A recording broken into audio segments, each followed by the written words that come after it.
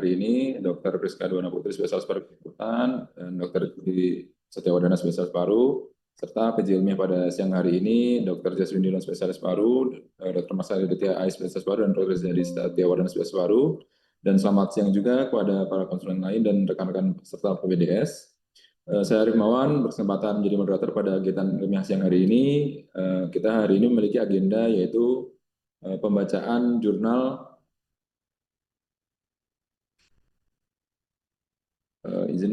pembacaan jurnal yang berjudul Immune Checkpoint Inhibitor Continuation Beyond Progression and Second Line Treatment for Extensive Stage Small Cell Lung Cancer, a Real World Multicenter Analysis, yang nantinya akan dipresentasikan oleh Dr. Asmi Rahmatullah Asiraj. Baik, sebelum kita mulai kegiatan ilmiah pada siang hari ini, mari kita berdoa terlebih dahulu. A'udzubillahi minasyaitonirrajim. Bismillahirrahmanirrahim. Radina billahi robba wa bil islami dina wa bi Muhammadin nabiyya wa rasula. Rabbi zidna ilma warzuqna fahma waj'alna minas sholihin.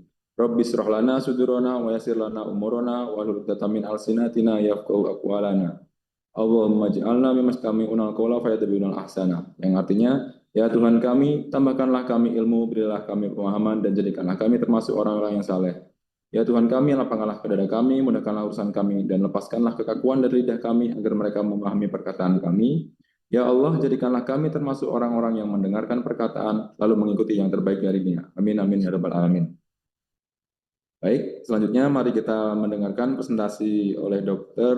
Asmi Rahmatullah Asiraj. Pada Dr. Asmi Rahmatullah Asiraj, Anda memiliki waktu 15 menit untuk mempresentasikan pembacaan jurnal. Waktu dan layar dipersilakan, Dr.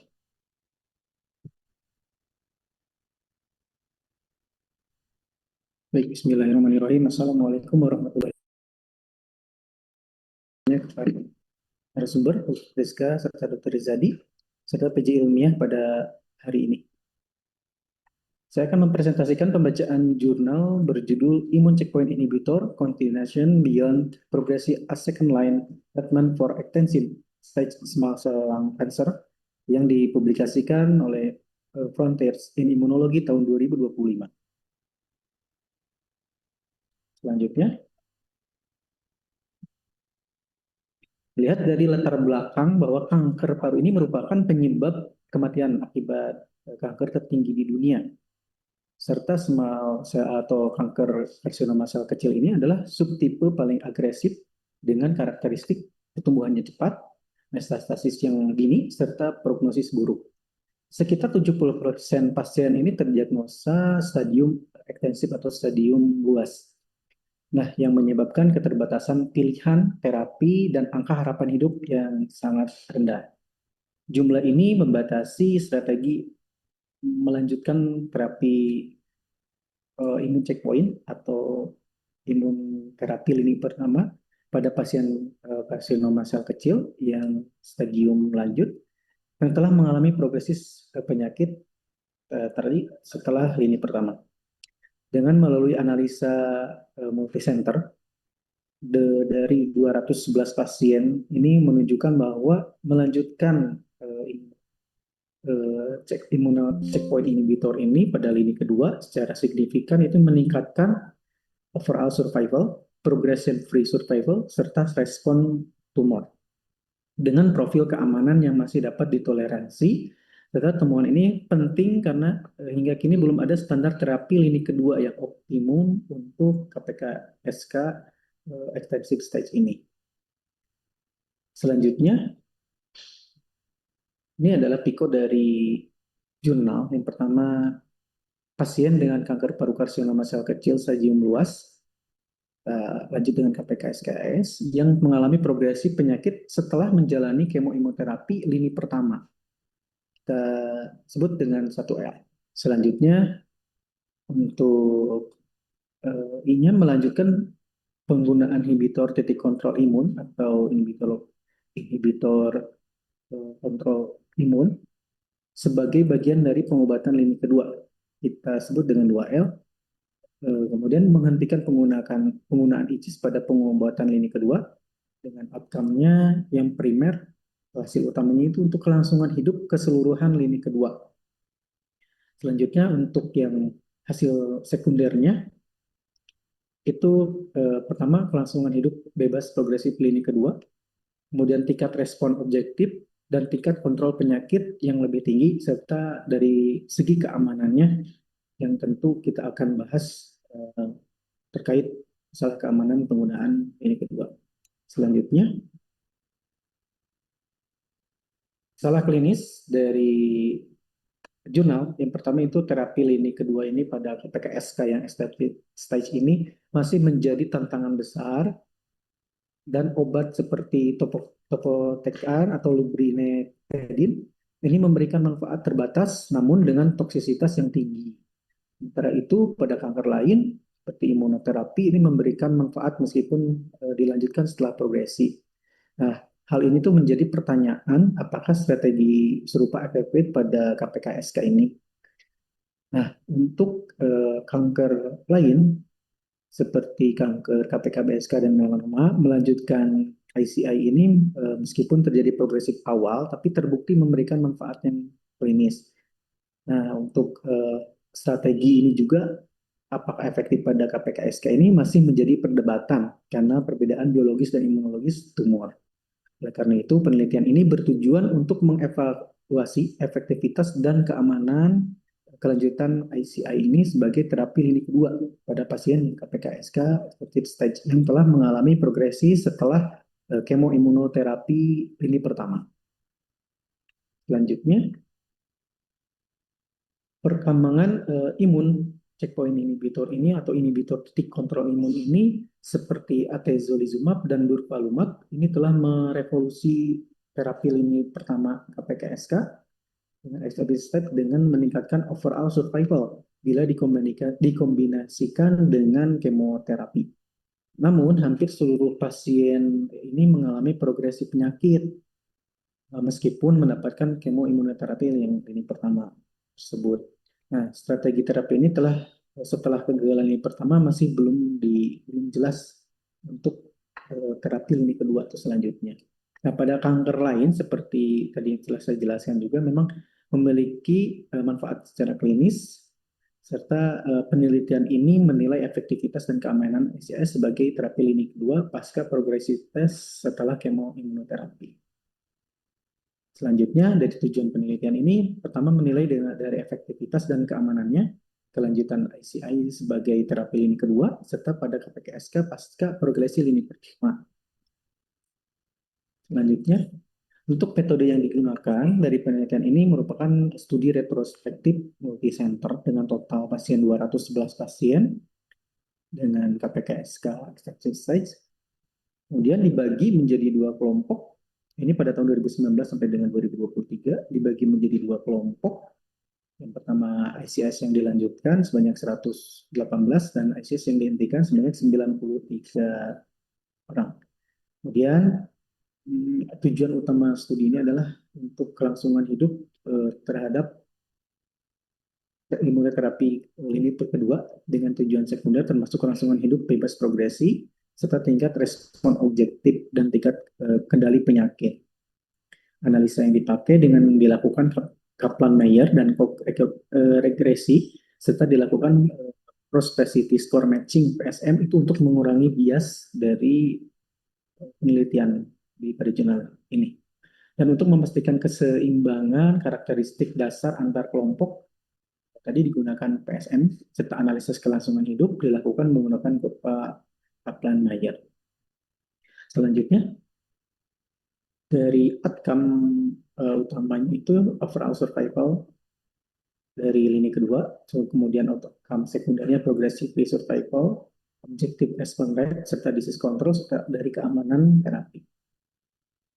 Selanjutnya untuk kelangsungan terapi, kelangsungan hidup keseluruhan dengan terapi lini kedua, overall survival ini kelanjutan ICS ini secara signifikan meningkatkan kelangsungan hidup lini kedua dengan median 8,6 bulan untuk kelompok yang melanjutkan dibandingkan 7,9 bulan untuk kelompok yang melanjutkan terapi ICS ini dengan P-nya 0,016. Manfaat ini bertahan setelah penyesuaian faktor pengganggu melalui PSM tadi. Kemudian kelangsungan hidup bebas atau progresi 2L PFS yang lebih tinggi secara signifikan pada kelompok yang melanjutkan ICS, yakni 3,9 bulan dibandingkan kelompok yang menghentikan, yakni 2,15 bulan. Nah, setelah PSM, angka ini menjadi 4,2 bulan berbanding 2,12 bulan, yang menegaskan efikasi perawatan berkelanjutan. Selanjutnya, dari hasil survival ini, yang di ICS yang dilanjutkan itu ada 10,3 bulan, kemudian yang tidak dilanjutkan 8,9 bulan. Berbanding 4 dari PFS-nya 4,2 berbanding 2,12 bulan dengan perbedaan signifikan, yakni kurang dari 0,05, yang artinya bermakna. Selanjutnya, tabel ini membandingkan karakteristik dasar pasien yang melanjutkan ICS tadi dibandingkan yang menghentikan ICS setelah PSM atau propensity score matching. Nah, tabel ini menunjukkan apakah di dua kelompok pasien sebanding dengan secara demografi dan klinis, sehingga perbedaan hasil dari ini tidak dipengaruhi oleh faktor pembaur.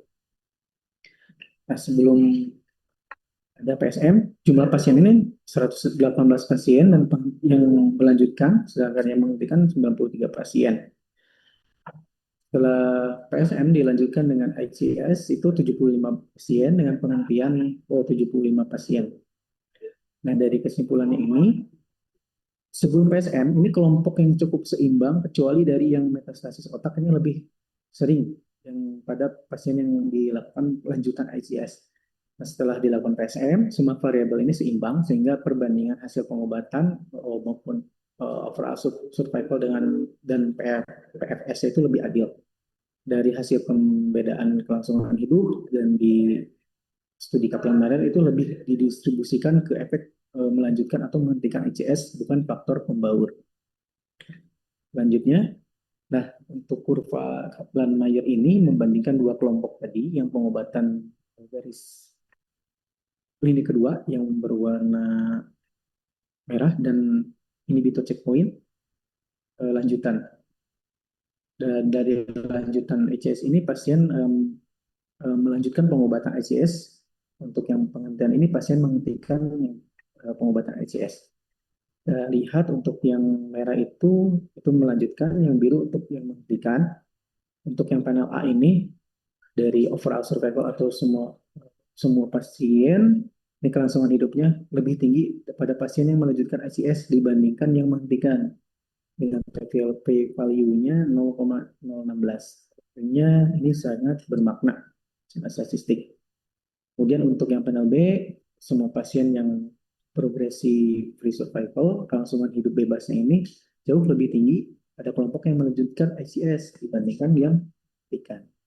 Dan perbedaannya ini kurang dari 0,001 yang bermakna signifikan. Kemudian yang panel C, kelompok tertentu pada pasien dengan karakteristik tertentu, ini kelangsungan hidup juga dari hasil keseluruhan terapi lebih baik pada pasien yang melanjutkan ICS. Kemudian kelompok tertentu pada panel D, ini kelangsungan hidup bebas progresi jauh lebih baik pada pasien yang melanjutkan ICS juga. Selanjutnya, kondisi dokter, sisa waktu 5 menit. Baik. Selanjutnya ini adalah forest plot yang menilai keuntungan kelangsungan hidup. Jadi kelangsungan hidup pada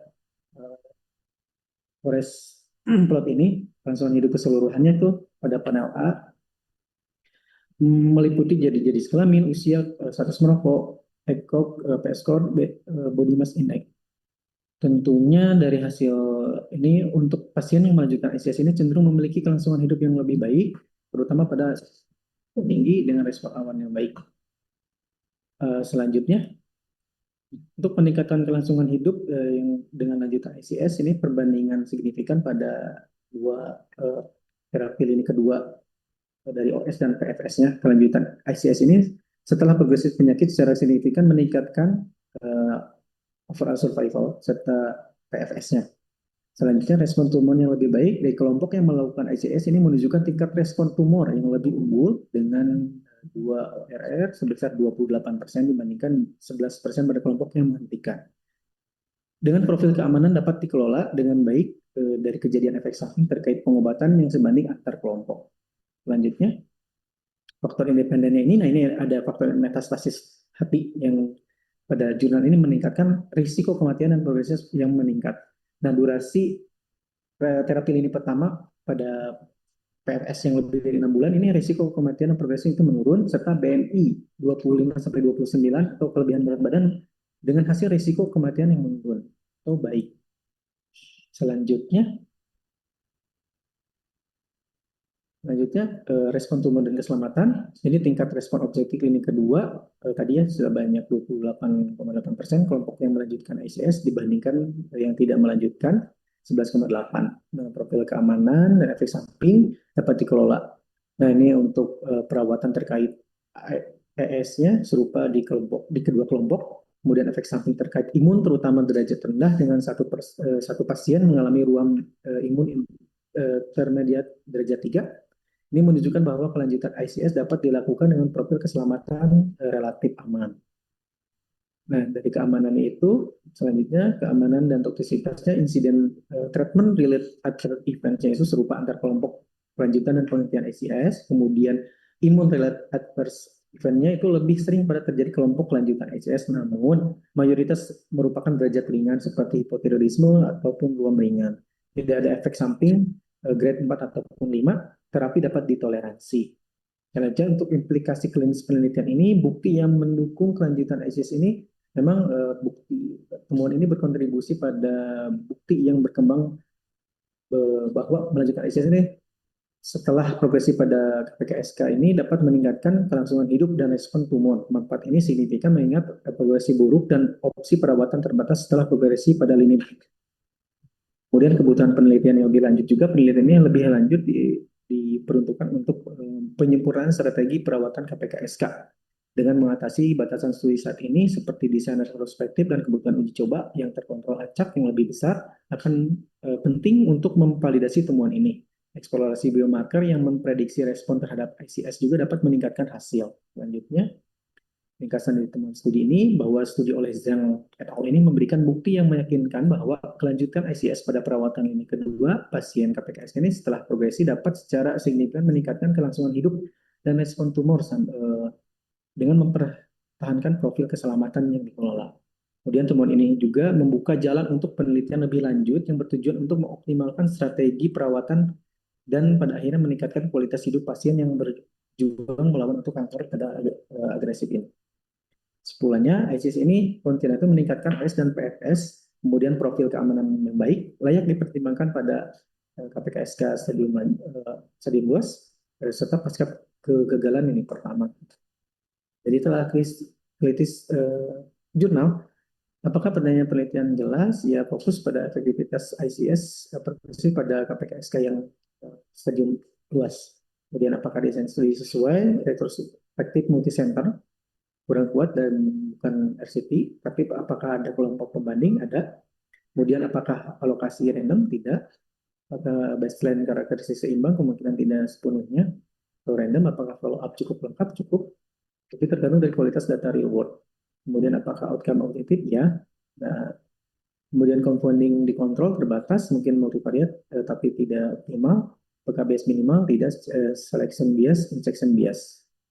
Kemudian dari telah kritisnya pertanyaan, apakah outcome yang dinilai penting secara klinis? Ya, meliputi overall survival, serta progressive free survival yang merupakan endpoint utama pada KPKSK.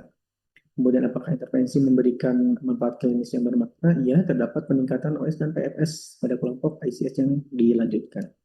Seberapa besar efek terapi ini dilakukan melalui hazard ratio kurang dari 1 yang peningkatan median survival. Apakah hasil signifikan secara sistematik? Umumnya signifikan.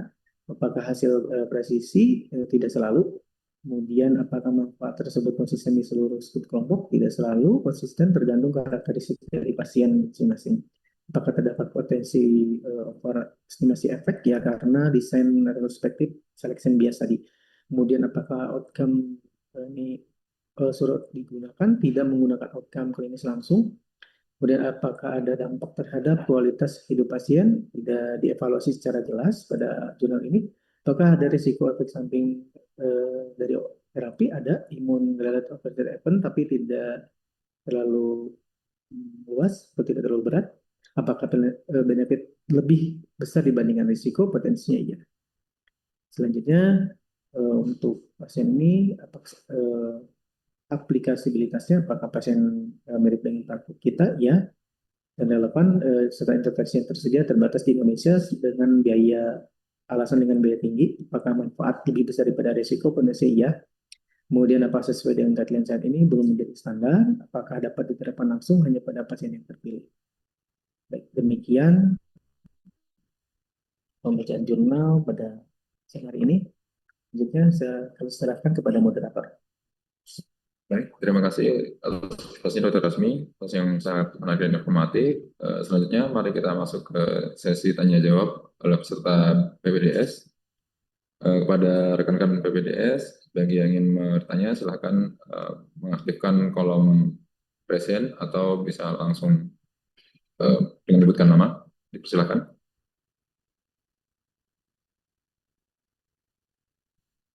Baik, di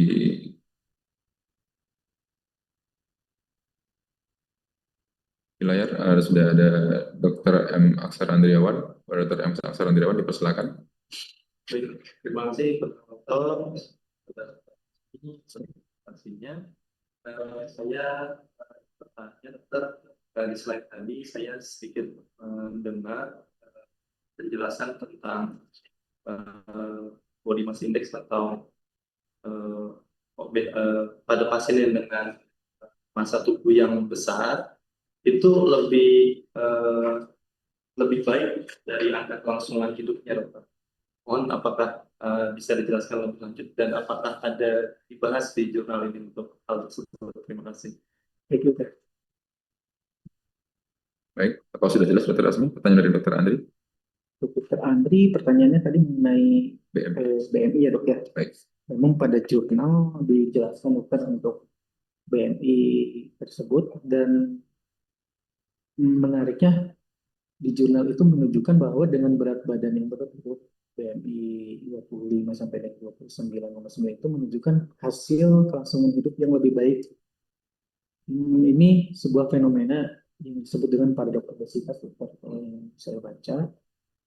Jadi untuk yang paradoks obesitas ini jadi dari jurnal itu disebutkan seperti itu karena pertama ada penelitian bahwa analisa terhadap pasien kanker yang sel kecil ini dok menunjukkan dia dengan BMI yang overweight atau yang lebih berlebihan itu merupakan faktor prognosis independen yang menguntungkan untuk kelangsungan dari terapi lini kedua ini.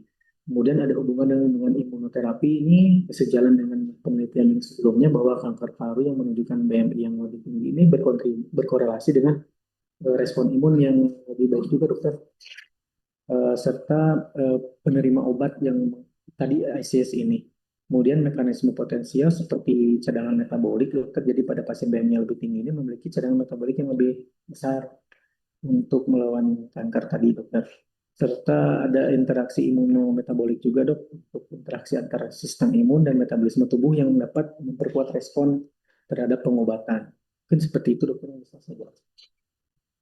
Baik, terima kasih atas jawaban Dr. Asmi.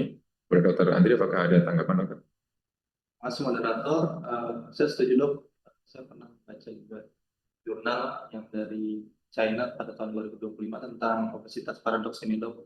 Memang dijelaskan pada jurnal ini dan memang dengan hasil yang bermakna dok, dengan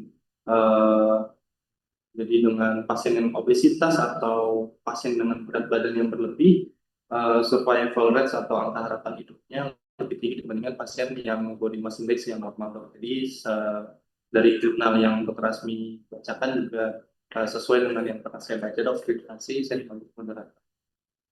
Baik, terima kasih atas tanggapannya Dr. Andri. Selanjutnya pada rekan P3DS yang lain, di layar sudah ada Dr. Abdul Rahman. Kepada Dr. Abdul Rahman, dipersilakan dokter.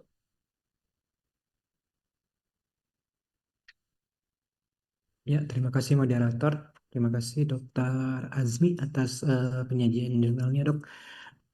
Saya izin bertanya dokter, pada jurnal ini. Jadi tadi salah satu faktor prognostik buruk pada studi ini kan dikatakan metastasis hati ya dok.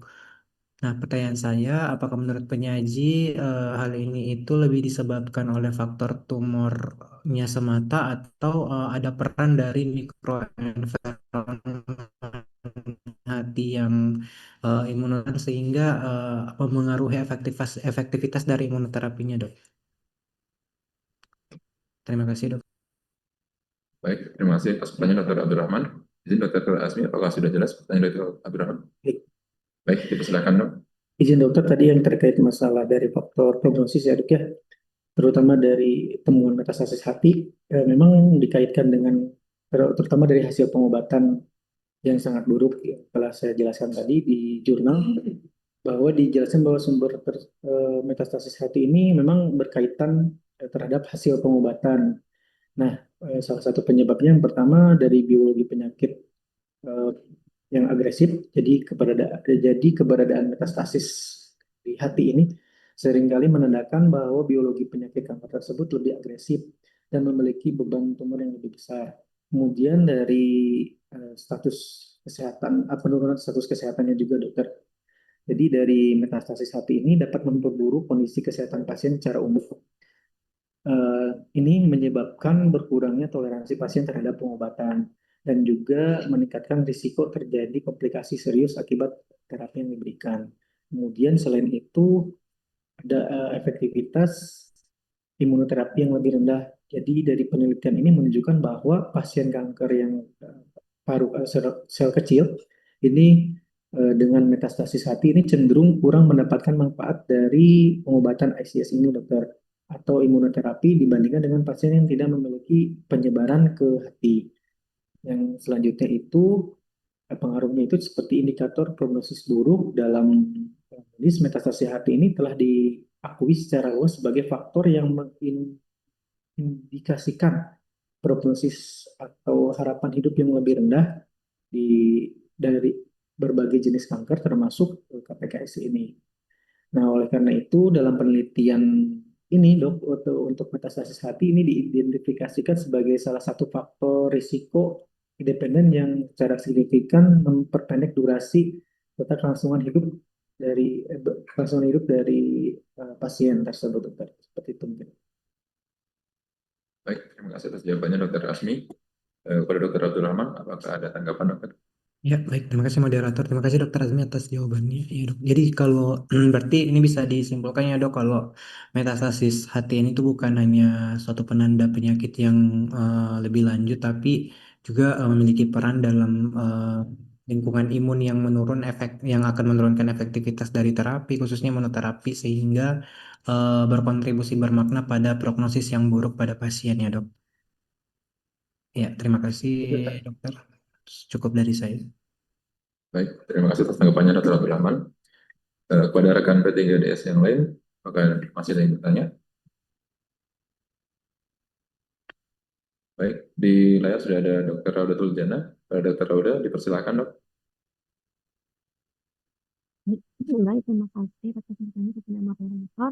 Izin bertanya pada Dr. Azmi, berdasarkan jurnal ini kan tadi terdapat indikator-indikator klinis yang secara signifikan menentukan keberhasilan atau kegagalan pengobatan di saat ini ya dok ya.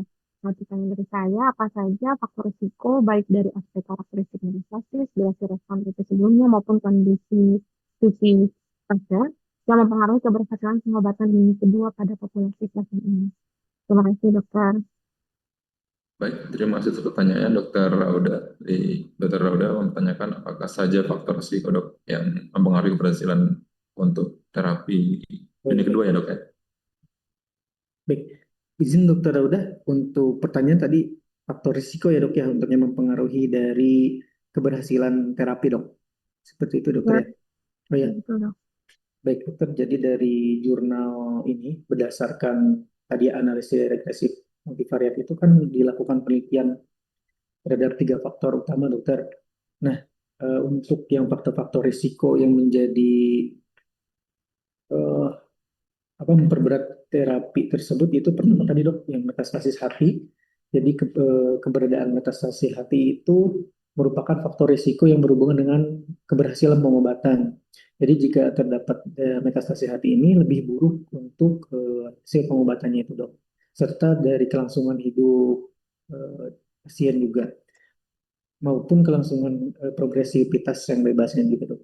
Nah, metastasis hati ini menandakan dari biologi penyakit yang lebih agresif dan beban tumor yang lebih besar, serta dapat mengurangi toleransi pasien terhadap pengobatan. Yang keduanya ini dok, durasi dan respon pengobatan lini pertamanya. Jadi untuk yang respon lini pertama, pengobatan lini pertama itu lebih dari 6 bulan, itu cenderung memiliki progresis yang jauh lebih baik. Sebaliknya untuk pasien dengan terapi lini pertama yang pendek ini cepat mengalami perburukan dan di pengobatan awal. Nah, biasanya memiliki yang lebih agresif dan kurang respon terhadap terapi berikutnya. Kemudian yang tiganya ini dok untuk faktor risikonya, tapi ini terkait dengan tadi ya indeks massa tubuh dok. Jadi indeks massa tubuh pasien dengan kategori yang berat dengan BMI skornya 25 sampai 29,9 ini memiliki harapan hidup yang lebih baik secara signifikan dibandingkan dengan pasien yang BMI-nya itu normal ataupun rendah. Dari jurnal ini dikaitkan dengan tadi paradoks obesitas tadi dokter. Nah, pasien yang BMI lebih tinggi ini memiliki cadangan metabolik yang lebih besar untuk melawan kelelahan akibat kanker, serta menunjukkan respon imun yang lebih kuat terhadap imunoterapi. Nah, harapan saya dengan memahami dari faktor-faktor risiko ini kita dapat melakukan stratifikasi risiko untuk mengidentifikasi pasien yang mungkin memerlukan strategi pengobatan yang lebih intensif. Seperti itu, dokter. Baik, terima kasih atas jawabannya Dr. Asmi. Kepada Dr. Raudo, apakah ada tanggapan dokter? Terima kasih atas jawabannya Dokter Azmi.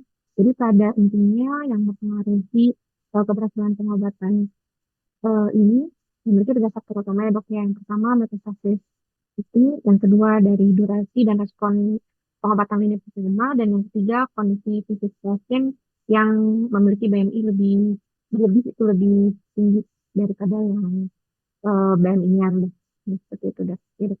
Terima kasih. Baik, terima kasih atas tanggapannya Dr. Rauda. Apakah masih ada yang bertanya dari rekan BTDS? Baik, jika tidak ada, mari kita lanjut ke sesi selanjutnya, yaitu umpan balik dari narasumber kita pada siang hari ini. Baik, pada izin kepada Dr. Priska Dwana Putri sebagai konsultan, mohon izin umpan balik dan arahannya, dokter.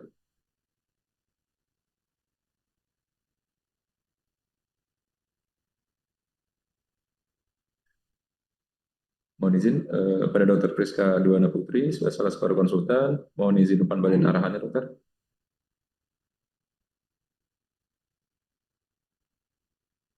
Iya, terima kasih untuk moderator.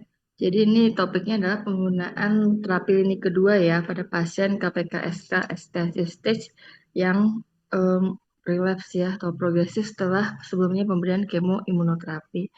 Di sini dijelasin nggak Dokter Asmi, pasien yang dilanjutkan imunoterapinya itu pakai imunoterapi yang lini pertama atau beda obat, ganti jenis di metodenya? Izin dokter, untuk yang dari jurnal ini dokter disebutkan untuk terapi yang dilanjutkan itu terapi yang sama dokter. Kemudian ada terapi yang diganti juga dokter dengan PDL1 atau PD1 dokter. Nah, dari hasil jurnal ini untuk kedua pengobatan lini kedua ini menunjukkan hasil yang sama dokter. Kalau dari hasil dari jurnal. Nggak, jadinya pada pasien yang 2 kelompok ini kan ada yang imunoterapinya dilanjutkan, ada yang dihentikan. Yang dilanjutkan ini berarti dia dapat obat yang jenisnya sama dengan yang lini pertama. Iya dokter. Sama ada juga yang berbeda gitu ya. Iya dokter. Dilakukan analisis lebih lanjut nggak dibandingkan antara yang di obat yang sama obat yang berbeda, responnya gimana? Untuk selanjutnya tidak dijelaskan lebih lanjut, dokter. Nah, kalau nggak salah buat baca-baca yang nggak begitu berbeda ya antara yang tadinya PD-1 diganti ke PD-L1 ya, anti PD-1 sama anti PD-L1 ya. Kemudian yang pasien yang imunoterapi imun checkpoint inhibitornya tidak dilanjutkan, ini berarti pengobatannya dengan apa? Apotekan atau pengobatan ulang. Topotekan, dokter. Jelasin nggak? Apa? Di sini dengan topotekan, dokter. Berarti topotekan semuanya ya? Ya, dokter. Iya, jadi dari tadi yang kesimpulannya tolong ditampilkan lagi Dokter Asmi. Jadi ini settingnya pada kondisi yang bukan setting yang ideal sebenarnya ya, karena kan kalau dari guideline pasien yang sebagai terapi ini kedua ini kan disarankan pakai obat yang baru ya, lurbinectedin. Cuman masalahnya ketersediaan obatnya pun juga belum banyak dan obatnya juga mahal. Yang hasil dok, hasil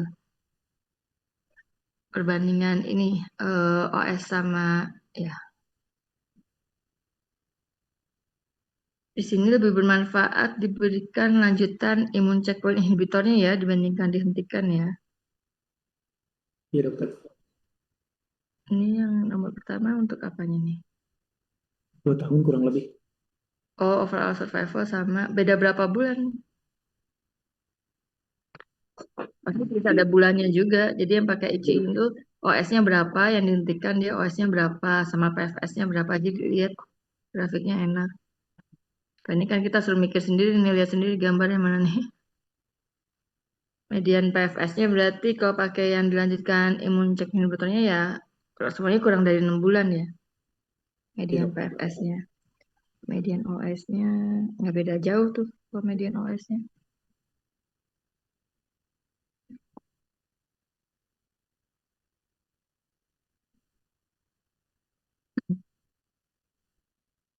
Ya, kalau misalkan dibandingkan dengan lurbinectedin dok, ada nggak penelitiannya? Yang pakai lurbinectedin sebagai terapi lini kedua, itu OS-nya sama PFS-nya berapa? Di diskusinya dibahas nggak? Fungsi tidak dibahas, dokter.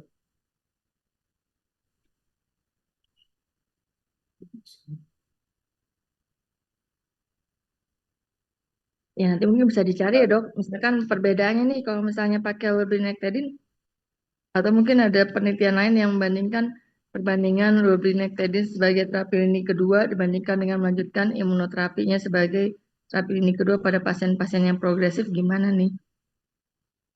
Perbedaan OS sama PFS-nya, walaupun nggak head to head, paling nggak ada penelitian sendiri yang dari lurbinectedin tadi. Jadi kita tahu nih bedanya berapa lama sih.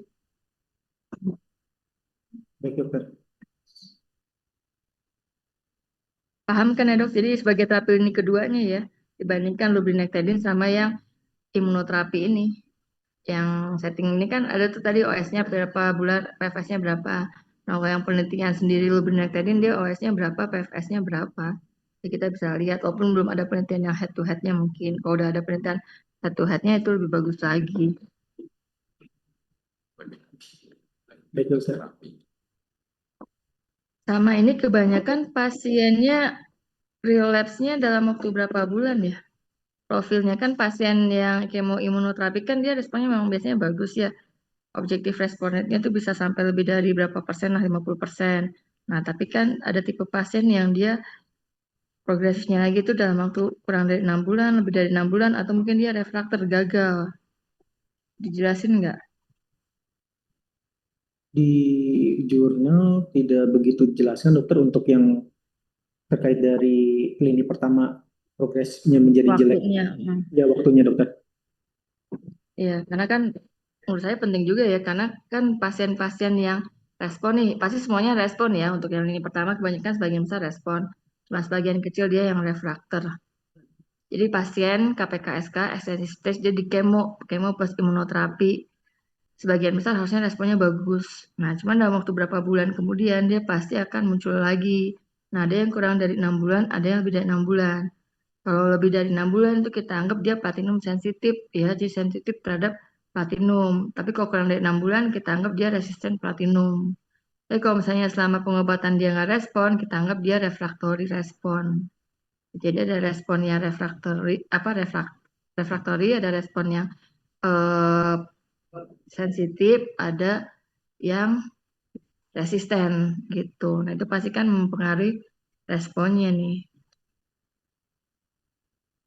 Makanya biasanya kita kalau misalnya pasien yang sensitif, kalau dia relapse-nya lebih dari 6 bulan, kalau di kita ya belum ada imunoterapi, belum ada lurbinectedin, belum ada obat yang lain, ya kita pakainya pengobatan ulang nih, carboplatin plus etoposide ya.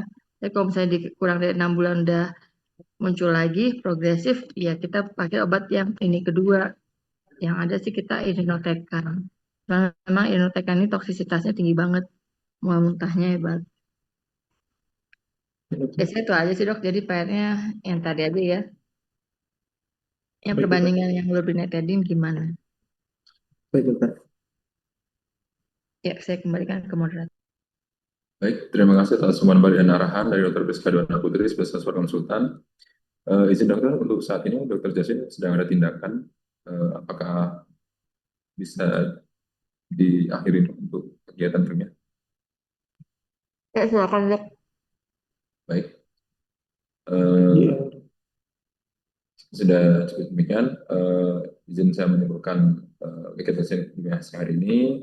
Pertama, untuk kelanjutan imun check inhibitor setelah progresi dapat memberikan manfaat klinis terbatas, aman bermana pada beberapa pasien tertentu. Yang kedua, keamanan terapi tetap dapat diterima tanpa peningkatan toksisitas yang bermana pada beberapa pasien. Dan kemudian yang ketiga, seleksi pasien menjadi kunci utama berdasarkan dari strategi pemberian imun check inhibitor tersebut.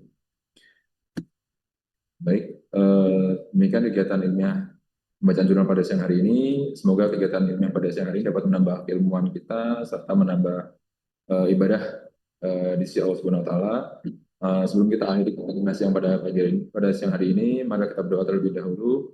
Allahumma inna nasta'udzika ma 'allamtanahu fardhu ilaina inda hajatina wa la tunsinahu ya rabbal alamin. Ya Allah, sungguhnya kami titipkan kepadamu apa yang telah Engkau ajarkan kepada kami, maka kembalikanlah ia kepada kami ketika kami membutuhkannya, dan janganlah Engkau buat kami lupa padanya, ya Allah, wahai Tuhan semesta alam. Baik, kita tutup kita dimasukin ini dengan membaca hamdalah dan doa khatul majlis. Alhamdulillahirrahmanirrahim. Subhanakallahumma bihamdika asyhadu an la ilaha illa anta astaghfiruka wa atubu ilaik. Saya Arik Mawan, sebagai moderator, mohon maaf apabila ada khilaf dan kekurangan selama memandu kegiatan ilmiah pada siang hari ini. Saya tutup kegiatan ilmiah pada siang hari ini dengan membaca hamdalah dan Assalamualaikum warahmatullahi wabarakatuh. Salam. Terima kasih dokter. Terima kasih, dokter. Terima kasih, Dok. Terima Ya, kasih, makasih, Dok. dokter.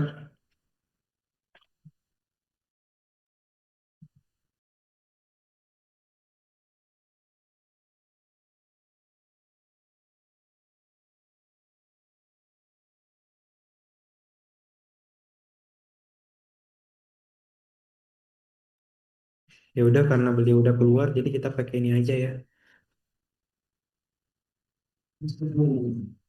Bismillahirrahmanirrahim. Assalamualaikum.